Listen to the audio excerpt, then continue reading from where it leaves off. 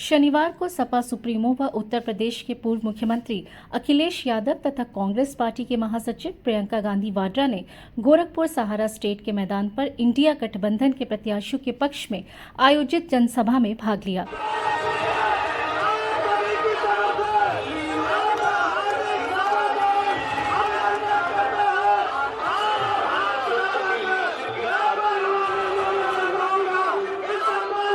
आपको बता दें कि गोरखपुर लोकसभा सदर से काजन निषाद और बांसगांव लोकसभा से सदल प्रसाद चुनाव लड़ रहे हैं।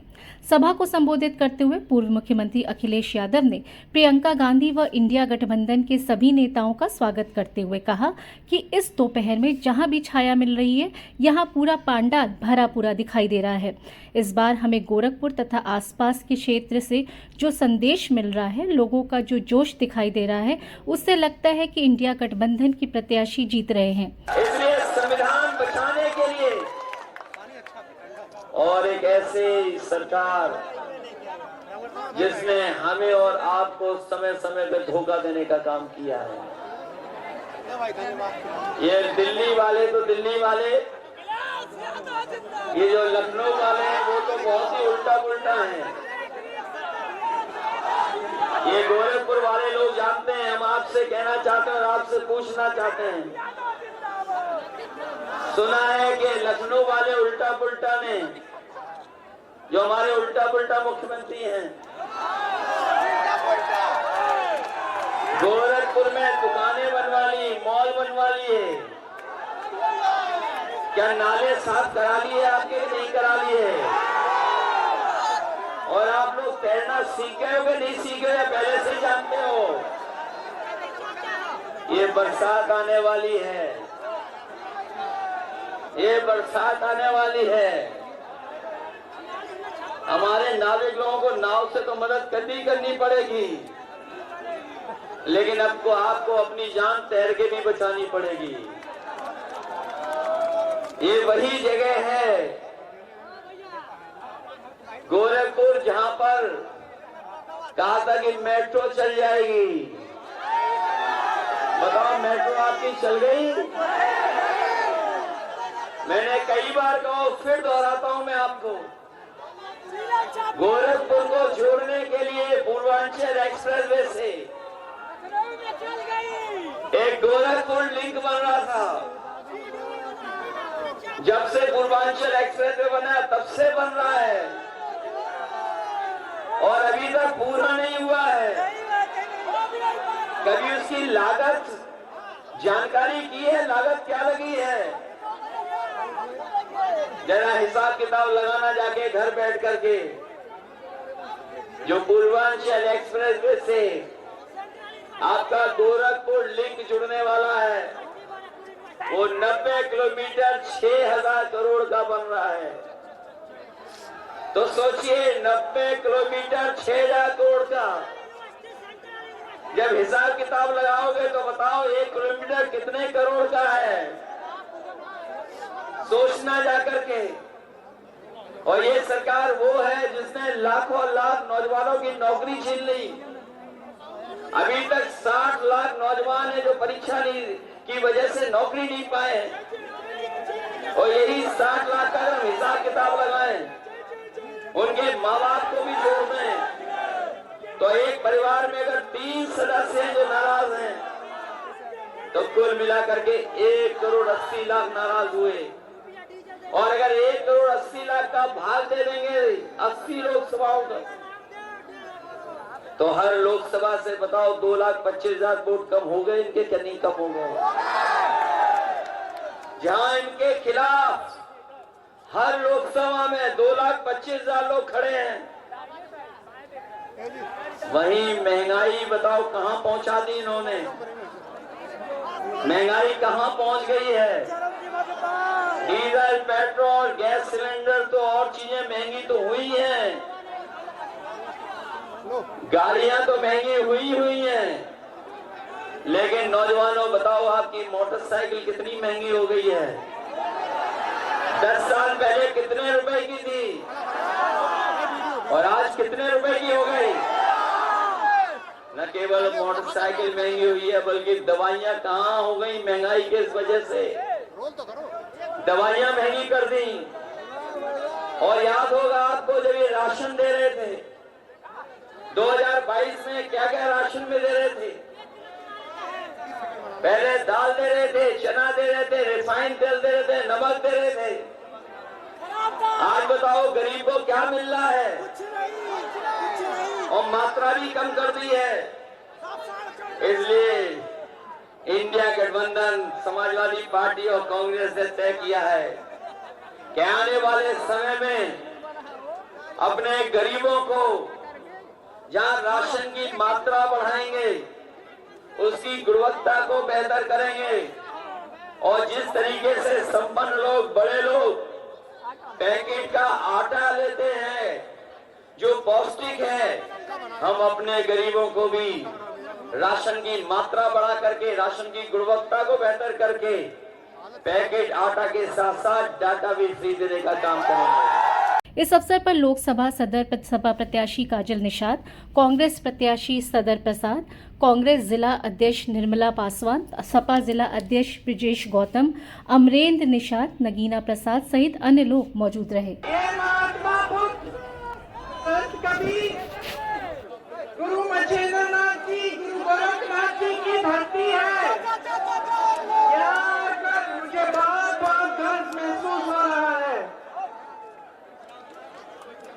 ये धरती एक पवित्र धरती है। हमेशा यहाँ से प्रेम, न्याय, सद्भाव का संदेश पूरे देश भर में गया है। यही संदेश हमारे संविधान की नींव है।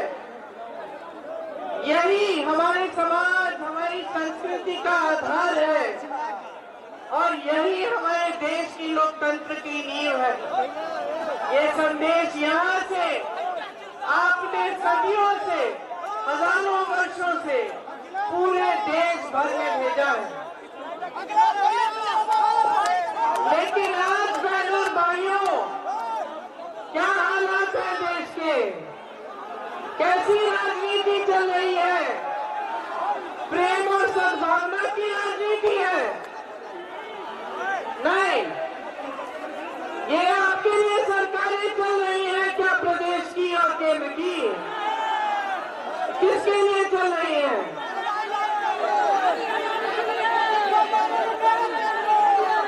आप यहाँ सब नौजवान खड़े हो, रोजगार है देश में? 70 करोड़ लोग बेरोजगार हैं आज। 45 सालों में सबसे ज्यादा बेरोजगारी आज है देश में। ये सबसे बड़ी समस्या है कि नहीं है? इसके बारे में मोदी जी बात करते हैं। मोदी जी के लफ्ज से आपने बेरोजगार शब्द सुना है? तो क्या समय आ गया है